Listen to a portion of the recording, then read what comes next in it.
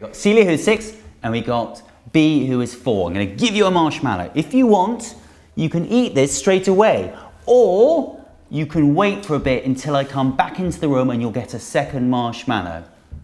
Okay? I'll leave it up to you. I'm going to leave the room for a bit. Bye-bye.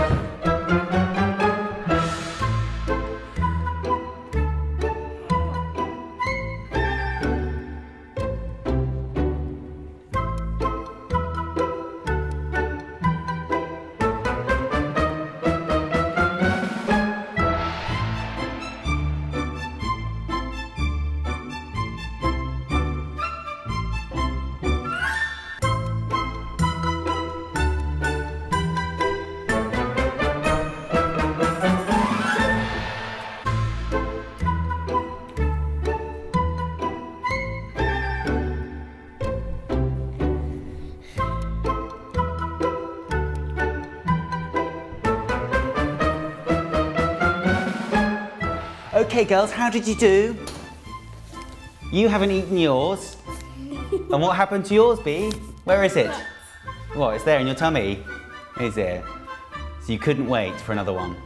So you, as a reward, get another marshmallow. What do you think of that? Great.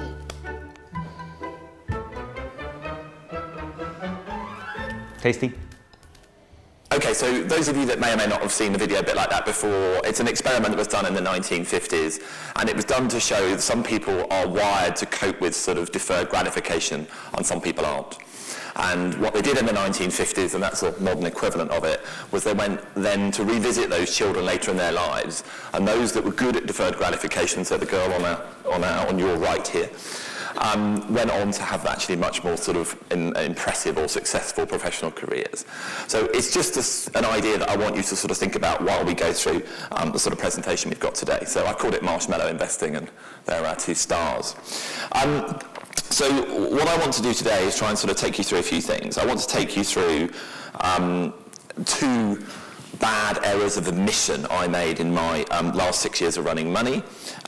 These are 2 companies that I really should have bought shares in, and I want to take you through what I learned from that. I then want to give you an example of a company that looks very similar to them today, and then I want to give you some other ideas as well, and I'm going to show you about 60% of my current portfolio, and you can ask questions on those as you wish. So the 2 companies, as you can see, are Dr. Pepper, Snapple and Moody's. I won't go through each of these in detail because it's more interesting for you to know what I think about the future than what I think about the past. But it's worth just spending a minute here. I mean, I did, it's my fault, not anyone else's fault, I did an inordinate amount of work on these 2 companies 6, 7, 8 years ago. You can see that they've both got brands, they've both got moats, they've both got market shares, and everyone will have their own different opinion of them.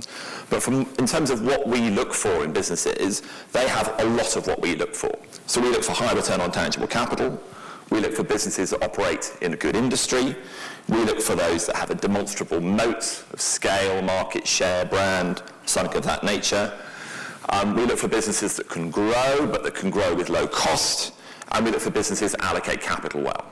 Well, both of those companies, not just judged today, but looked at dispassionately 6 years ago, and I got out my old notes before I started this job, sort of 6 or 7 weeks ago.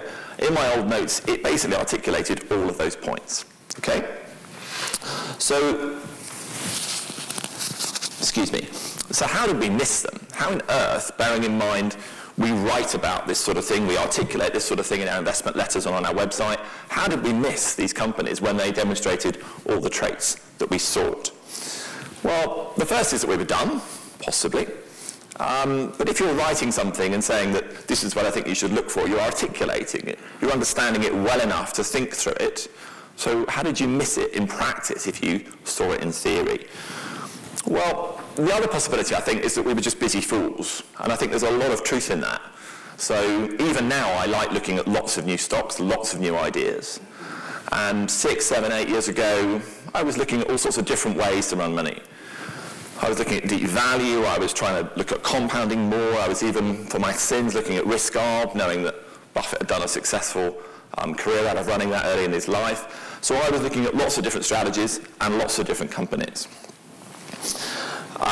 The other possibility, of course, is that we were just sort of tempted, if you want to call it by the metaphorical marshmallow of the day. So we were tempted by low PE stocks, by special situations, by management turnarounds. And if you say, I buy value and I buy special situations, you can sort of almost find any reason to own a company that isn't a high-price momentum stock. But it's a bit different if you're being a little bit more prescriptive and saying, these are the financial traits and operational traits that I'm looking for. So we're not saying you shouldn't buy cheap companies and you shouldn't buy turnarounds and special situations. We do as well occasionally. But I think looked at in hindsight, we missed, or I missed, two, what I would call 2-foot fences. So let's just look at what the cost of this has been. So Dr. Pepper has had an IRR of 22% in the 6 years that I didn't own these shares. The key point here, I think, for me, having revisited this personally, is that all the traits on the left-hand side are traits that we identified 6 years ago. So we knew that Dr. Pepper wasn't going to have terribly good growth. It's one of the points in our notes. We thought about a 2% growth rate per annum in terms of growth rate because it was the US-centric business was likely. We didn't think the EBIT margin would rise, and it has risen from sort of 18 to 21%, and that's why the EBIT's up more than the revenues. But we did know the share count was going to go down because they'd always bought their shares back. We're articulating that. We did know the dividends were going to be paid pretty much in line with the past. Doesn't say it on there, but it's a negative working capital business, so the cost of growth is very low. One point I'm sure many of you will have already noticed before I get that far down the chart is that obviously a large component of the 224% return is 117% that came from a PE re-rating. Now, I could quite easily strip that out and say, well, how am I to know that the stock market's going to change its mind? And the total return I would have made in this share without the PE re-rating was 107%. Well, my fund's up sort of 85 or so it's not so far away in that 6-year period of time, so I didn't miss much, did I really? Well, I think that's a little bit selective. At this point in time, or in 2000, so I should just say that this was all judged on the 6 years, 11 to 2017, even though we've shown the charts going back further. But in those 6 years, the starting P in 2011 was 14 times. Now, if I give you a business that I think is going to compound and give you all the traits of compounding that says it's going to compound at 13% intrinsic value, well, I think you're going to say to me, I'm happy to pay more than 14 times earnings for it. So it wasn't beyond the wit of man, or the wit of me, to work out the fact that the starting P of 14 times gave me a margin of safety, and maybe it should have ended up on 16 times, or 18 times, or 19 times. It ended up on 22 times, and that's why we've got the PE rating we've got, and that's why we've got the total return we've got. Let's just look at Moody's quickly. This is an even more painful chart. And the reason why this is more painful is because I did a lot more work on Moody's, and we concluded at the time that Moody's would grow its revenues at more like 6 or 7% per annum. It was coming off a cyclical trough. Historically, the credit rating agencies have had revenue growth that has been 2 to 3 times GDP, and we thought that was going to be replicated again. As you can see, there wasn't really any change in the operating margin. There wasn't a lot of operational gearing, so the net income line grew not much more than revenues. But we knew the share count was going to go down because they'd always bought their stock back. We knew they'd pay the dividend. So before we come on to the PE re-rating one in here, the point to say here is that at this point in time, if we just cut off there, so there was no PE re-rating, you'd have made 160% in 6 years owning Moody's. That's 18% per annum. with no PE re-rating. So that means that that's what you'd have made if Moody's today was still on 16 times earnings. If I offered you a share today on 16 times earnings with Moody's characteristics, and I said, it's pretty easy to forecast this business, it isn't going to use any leverage, we think we're going to have an intrinsic value growth of 18% per annum, how much do you want to pay for the stock? If I offered it to you at 16 times earnings, I think you'd all rip my arm off. Maybe if I offered it to you at 17 or 18 or 19 times earnings. The same point is true as we made in Dr. Pepper Snapple. That level of PE starting point was a low level for a business of this quality. Now don't get me wrong, I'm interested in buying great companies but buying them at great prices. I'm not buying either of these shares at these points in time because there isn't a great margin of safety that comes with a 22 times earnings or a 30 times earnings starting PE. The point is to look for companies with these types of characteristics to get the compounding of intrinsic value, but also get the right side of Mr. Market and the margin of safety you get owning great, great quality companies, as Munger would say, at fair prices. So, what have we learnt from all of this? Well, we've learnt that knowing what to look for is really important, but in truth, our investment approach hasn't changed that much. If you go on our website, the language on the website has changed very little in the sort of 6 or 7 years that it's been on there. The key point is temperament. And it's having the temperament to stop and carefully reflect on what the sort of powerful compounding forces are and when they all come together. And I think this is the key point, is that earlier on I mentioned a number of factors that we look for. So growth at low cost, allocation of capital, high return on tangible capital. And it is not individually each one of those that is so powerful. It is the combination of those forces. As Munger called it, the lollapalooza. And when you see those forces combine, that's when I need to spend more time saying, okay, lose the noise that's on my desk and focus on these businesses. Because ultimately, they can be, as I said earlier on, the sort of 2-foot fences that we can be missing.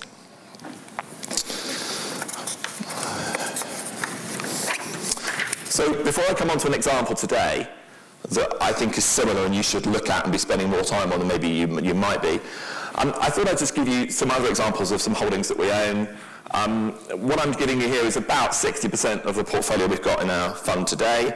I'm really happy to take questions on any one of these companies, within reason.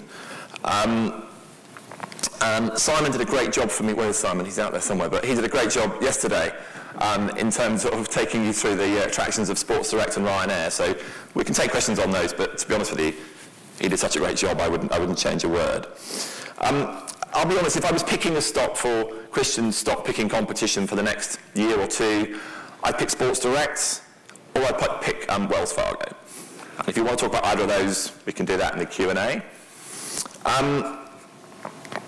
But let's look at an example of perhaps how the sort of marshmallow investing, deferred gratification, could be thought about today. So, of the two girls we saw earlier on, the one that was closest to me was called Celia. She was very restrained and waited for her second marshmallow. And we sort of just take the idea that maybe Celia might just consider Walt Disney today. Now, for the low PE stocks and the deep value ideas people have come up with today, or yesterday, Disney would be one of the higher PE multiples at 14.5 times starting earnings. But the point here is that it has a lot of the traits that we highlighted in the companies that we wished we'd bought. So let's look at the companies let's learn from those mistakes and try to not make those mistakes again. So Disney has a 35% return on tangible capital. It has a phenomenal global content and moat around the business. It has excellent historic growth.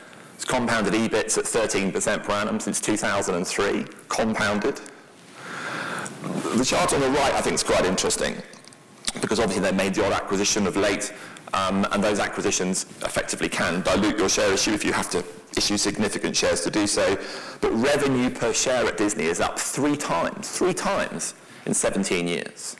But this is a mature business, we think. This is a long, long way from Mickey Mouse and Warren Buffett buying the shares 20 or 30 years ago. In short, it passes the test that we look for in businesses. We have sort of 2 rules of 3, if you like. We look for businesses that tick the boxes of operate, generate, and allocate. So So are they great operators in their field in comparison to their peers, winning share of mind, and so on? Are they great generators of returns? And are they great allocators of the cash that comes up from those returns? Disney ticks all three of those boxes. The other three things we look for are great companies run by great managers at great prices. And again, we can debate the price issue on Disney, but it's not an outrageous price to pay. And it does tick a lot of those parameters we saw in the early companies. So let's just look at Disney in a bit more detail. We call Disney the sort of content king, and I could make the argument that the content king is just about to possibly marry the content queen, or Jack, if you want to push it that way, in terms of its proposed merger with Fox. Now, there was a period of time many, many years ago where Disney was all things powerful in content. It was the major market leader in animation. And then it slightly lost its way, and a lot of the good quality animation was being made outside Disney. So Pixar, Marvel, Star Wars were all happening outside Disney. But what Disney did was basically go and buy those businesses. Now, the reason I didn't look at Disney 6, 7 years ago is I took one look at the price they paid for DreamWorks and went 30 times earnings. I'm not interested in a business that spends money at 30 times earnings. But if you go back and look at the acquisitions they made, they were extremely affordable from their regular cash flows, in terms of they were small percentages of annual cash flows. And also they made great returns on the invested capital on the total money they spent, not just the tangible assets they bought, but on the total price they spent for those assets. And as a consequence, we are back to Disney dominating media content, animation content globally in the films that it produces. During the 6-year period that we've used for the other companies, Disney also has had a very high internal investment rate. Its capex depreciation has been 2 times, invested in many parts of the business, particularly built a brand new park in Shanghai. But despite all of this money being spent, Disney's still managed to find the cash to cancel 14% of its shares in those 6 years, which is something that I think is reminiscent of the companies we saw earlier on. But Mr. Market's obviously worried, and we all know, or some of us that know Disney will know why Mr. Market's worried. He's worried about ESPN, and he's worried about an out-of-the-blue Fox acquisition. So the ESPN situation, I think, is particularly interesting because it's judged today as a snapshot in time. ESPN is seen to be overpaying for content and then being a victim of cable cutting. So it's getting squeezed between two sort of powerful forces, if you like. And if judged on that basis alone, ESPN doesn't look a terribly attractive investment or attractive asset. But there is still a phenomenal global market for sports rights and sports content, and people want to watch them. They just don't want to watch them on cable. So the way to think about this, we think, is to look at, well, what value today accrues to Disney from ESPN? Out of a rough $80, $90 cable monthly bundle in the States, about $8 comes to Disney for its ESPN rights, effectively, which is actually a very small amount of money, bearing in mind that the sports rights is the main reason why people want cable in the first place. So you could easily put a scenario together that says there's a different distribution mechanism where half the number of cable subscribers take ESPN, but they pay twice the price because they're genuine sports fans. But that just doesn't happen to be the way the industry is structured today. In the Fox acquisition, there's a lot going on at Disney in terms of its move to an over-the-top offering of all of its, effectively, content. And it's been doing a lot in terms of taking over businesses like BAMTech, talking about its own platforms, but the Fox acquisition is a huge step and step in that. So it is a surprising deal. It is a very big deal in the context of Disney. We could talk about the metrics. It's an all-stock deal. But what we think can be created here is a sort of head and shoulders above the rest of the industry content business that has, very importantly, enough content and enough power to draw customers to it that will want to subscribe to the new offering that they create in an over-the-top world. We think at the end of that you can end up with the same characteristics you started on the previous slide, i.e. high returns on tangible capital, great brands, great innovation, great cash flow generation. It just might not look like that for a year or two during the transition period. It is also quite conceivable that on the other side of that trough period, if you like, investment period, Disney will be looked at very differently by Mr. Market. And he might think about Disney as being a rare global content, high return on capital business, a rare bird. And he just might pay a lot more than 14.5 times earnings for it. Now we maybe are coming, or I may be coming across as a little bit overconfident about this transition to over the top from Disney. So why am I so confident that this could happen? Well, we've seen this movie before. So this is a business that I'm pleased to say we didn't miss. We bought about 5% of our fund in WWE at about $12, sort of June, October 14, that sort of period. It's about 3% of our fund today, and it's now $37. WWE, for those of you that don't know, is a wrestling media business. It's acting, effectively, but it's very, very popular with those that like wrestling. The key point here is that the story of WWE is a story of an extremely brave founder. So Vince Mahon basically had run WWE for many years. He's still the 60% owner of the shares. But in the middle of 2014, with the shares at an all-time high, he basically said, we are going to take our pay-per-view subscriptions for our premium events off of cable and put them on our own network. Okay, it'll be called the WWE Network, and we're going to build it from scratch. He said 3 things. He said, I don't know how long it's going to take, I don't know how much it's going to cost, and I don't know how much money we'll make when we get there. But I think it's the right thing to do. Well, you can see what happened to the share price as a result. It went from $30 odd to $12, and it stayed there for quite a long period of time. What's happened today in WWE is that network is getting traction. That network has got enough subscribers. And it is at a point of proving its worth and proving the fact that it was the right thing to do. And WWE is now waiting for a renewal of its TV subscription rights, in addition to having the pay-per-view access directly via the network that they've got. But this created huge investor uncertainty in the same way that I think the Disney transition will create and is creating uncertainty. As Munger says at the bottom here, you know, the great lesson in microeconomics is to discriminate between when technology is going to kill you and when it's going to help you. And I would remind you that the disruption that's taking place in the media sector today is disruption of distribution. It isn't disruption of content. There are still great content brands that are very much in demand, that customers love buying and love watching on many different distribution platforms. Our bet is that Disney and Fox, like WWE, or in truth, or Disney, Fox and Sky, or Disney without Fox and Sky, have enough brands and have enough content to draw a significant number of subscribers to a new platform. When they do, we think you could create a business with potentially excellent economics. So in summary, I would say this. I would say that knowledgeable investors understand high returns, moats, and compounding well. Telling you about those features is really not something new for you. But it can be hard to have the temperament to use this knowledge in practice, with a starting value discipline, and when other temptations beckon. We resolve today to sort of maybe resist today's sort of value marshmallows a little bit more often and try and hold out for those great compounding opportunities. And as Munger says, sort of get the stuff, the average ideas off the desk so you can focus on the really good quality ones. Mental models help us a bit too.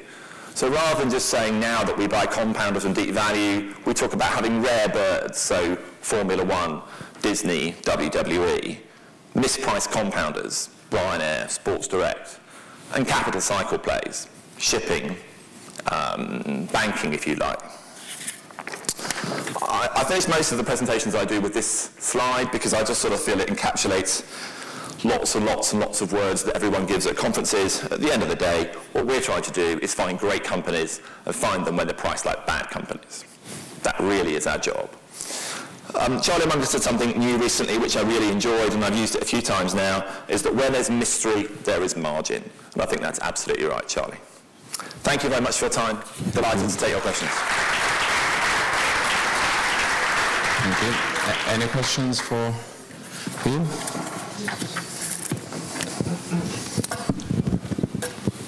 Easy. Hello, Thank you for the presentation. You've mentioned Wells Fargo also.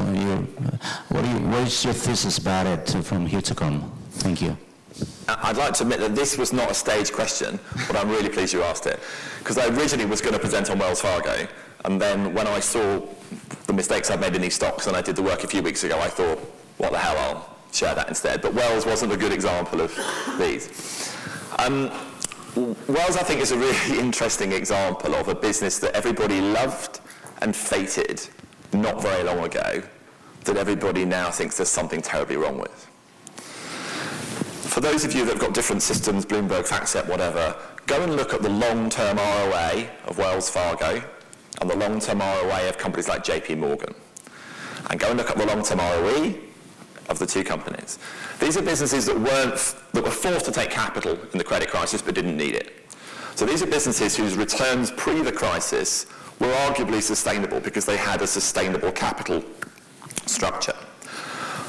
Wells' ROAs pre the crisis were sort of 1.8%, 1.75%, phenomenal returns on assets. Most banks are lucky if they can make 1%. As a consequence of that, Wells' ROE was sort of 18, 19, 20% on a sort of roughly 10 times gearing multiple, okay? The reason why it could make those premium ROAs was because it sells a lot of products to one person, and because it has a phenomenal funding cost advantage because it's got such a fantastic network of depositors. That is something that hasn't gone away just because Wells Fargo has had a sort of crisis of confidence, if you like. And I spent a lot of time, I've owned Wells for a long time. The conference calls, the banking conference calls at the back end of last year were really, really interesting. Because the JP Morgan conference calls, and we own JP Morgan as well, was all about, we've just done brilliantly at everything. We've paid a massive dividend, we're growing loan book here, we're growing our deposit base here, we're cross-selling these products. It's all about how fantastic JP Morgan is doing. But JP Morgan's ROEs have never been better than they are today or going to be next year. So Jamie Dimon is giving you at the Investor Day recently a new range of ROEs that takes you to sort of 17, 18%, purely because the tax rate's gone up from the previous target of 15. But that implies that, well, JP Morgan is going to be making premium returns, quite significantly premium returns, to those expected by Wells Fargo. I just think that's a nonsense. The reason why that's the case is because Wells Fargo's cost base is hugely inflated. It's at a 66% cost-income ratio right now. But our peers in the US industry at 54. If Wells gets to a sort of 59% cost-income ratio, which is its guidance for 2018, let alone after that, then Wells will get to a return on tangible capital of sort of 17, maybe even 18% after that, in which case we think Wells Fargo is a $100 stock, and you get the dividends in the meantime. So delighted to share some more detail with you, but thank you. Anybody else? If it helps you, I can put those up. No? Okay. Thank you very much, Andrew.